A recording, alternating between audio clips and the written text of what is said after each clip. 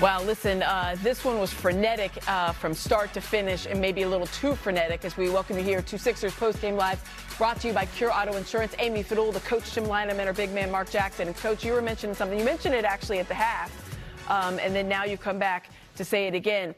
It was an incredible pace that the Sixers, and everybody really were playing at, but the Sixers especially. They had that 1-point lead at the half, and you said at the time, you're like, this is a pretty wild pace to try and sustain. Yeah, and I think what happens, you pay the price in the fourth quarter. Yeah. The Sixers literally, they were so tired and fatigued, they had no legs. You saw jumper after jumper laying on that front rim. Tyrese Maxey played almost 47 minutes. It's a 48-minute game, everyone, so think about that. He took a little less than a minute and a half off. That's one of the things when you don't have Joel Embiid, you can't afford to take any plays off. You can't afford to have any real rest on the bench. We know that he is the Energizer buddy, but that's going to take it out of everybody. The pace with which they were dictating this one. Maxey does seem to thrive with that, but there's going to be a payoff at the end, and he goes 9 for 23. He was trying out there, but sometimes you get a little fatigued. Absolutely, you do, especially when coach is not using a lot of the bench. Respectfully, he's not going 7 deep, maybe 8 at the most in crucial times. So you're going to play them most minutes. But it's very important. That's where other guys got to step up to kind of relieve that pressure for him have to be the go far as scoring-wise.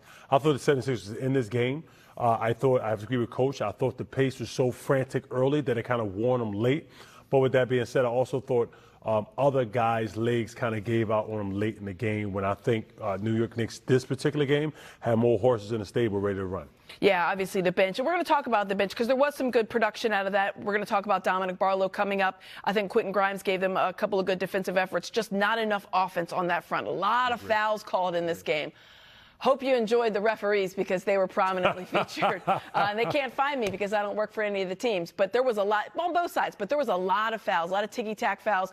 Someone upstairs in the newsroom we were watching it said it reminded them of a March Madness game because it was like a college game out there with the fouls. That being said, Mark Jackson, you have to make the buckets when it counted.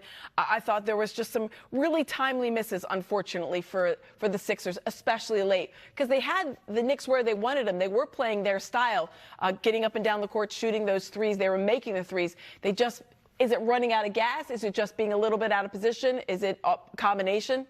I think what it is I think as I look at these stats here with Paul George with 19, Kelly with 19, VJ with 17, I think Maxey with 26. When you look at the way the game is played, it was a physical game. Of course, that's why there were so many fouls called. But with that being said, I truly think when you look down the bench, you look at Quentin Grimes, Barlow, Bona, I think when you have other guys that contribute a little bit more, I think the thing plays in your favor if you have enough talent. And I think 76ers have enough talent to step up.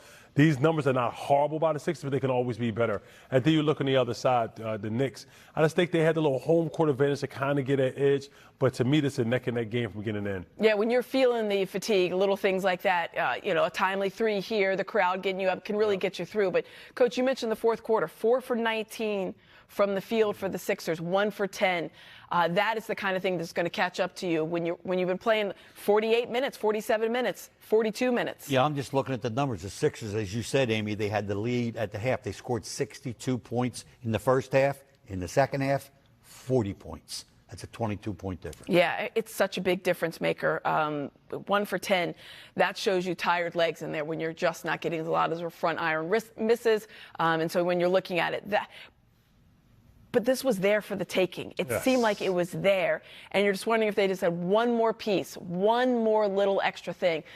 You talk about why you missed Joel Embiid. And I know there's going to be people out there that are going to say, you probably had more than 4 seconds to get up a shot. But here's what we're talking about as far as the minutes go. Tyrese Maxey leading the way with 47 minutes, Paul George 43, and then you can see on down the starters going quite a bit. Now the centers minutes were really, all those guys got into foul trouble, so that's why you see Dominic Barlow 16 and Dembona 16 and Andre Drummond 16. All those guys racked up a ton of fouls in this one, 5 and 4 and 5 fouls throughout the night. Dembona picked up his 5th foul, I think, in the third quarter, so that limited him in this one. But that's exhausting. And I'm going to go back to something we were just getting ready to talk about. When Joel Embiid is in the game, the pace is much different. There's no doubt about it. He's not running up and down the court like he's VJ Edgecombe or Tyrese Maxey. But when you're looking for a little extra boost, Mark Jackson, having a player that can drop 30 points is going to be a really nice little card you can play out there. And the instant part, yes, so you have Joel Embiid out there, of course, he can get you buckets at will, slowing the pace down a little bit.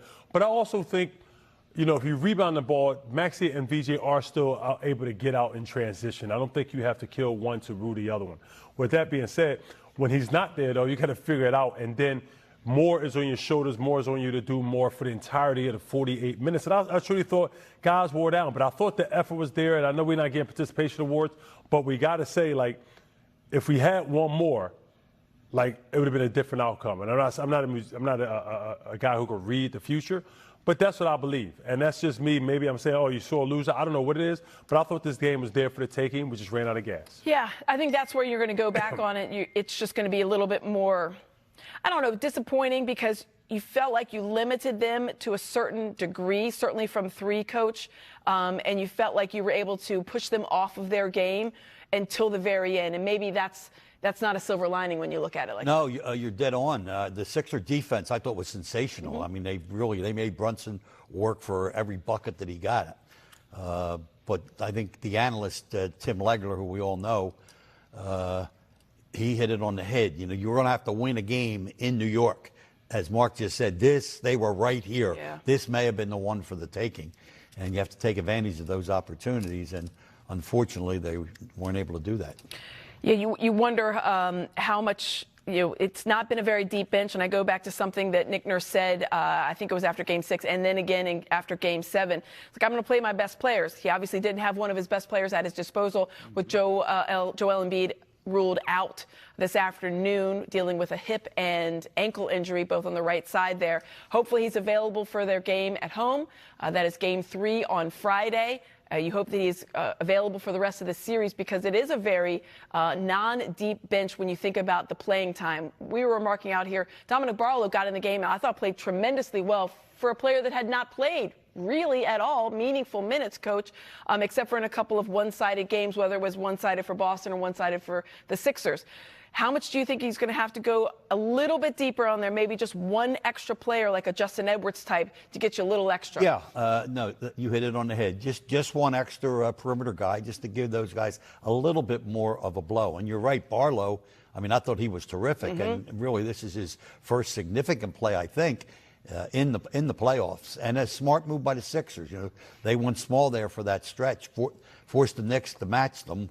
And they didn't really take a step back because Barlow was in there as your tallest guy. And nice maneuver also by Coach Nurse. He had Paul George frequently guarding Towns, and George did a nice job. Yeah, which I thought that was good. And it looked like it was going to be a bit of a defensive mismatch because you had Barlow on OG Anunoby, but he actually blocked him on the three-pointer, which led to a bucket on the other end. But let's talk a little bit more about Dominic Barlow. He has not gotten any really significant run in crux of games. And this is another one you're thinking, this is not going to go well, right? Exactly, but you trust But he's Barlow. Actually more athletic, I think, than Jalen. No offense, Jalen. Exactly. No, it's a fact. You want to put somebody on. Experience with or without Joel Embiid, they know they can have that guy. And one of the reasons that I think Barlow was a little bit more playable in this game, we have to remind you that Mitchell Robinson was ruled out right before the game. He was listed as questionable about an hour before tip-off.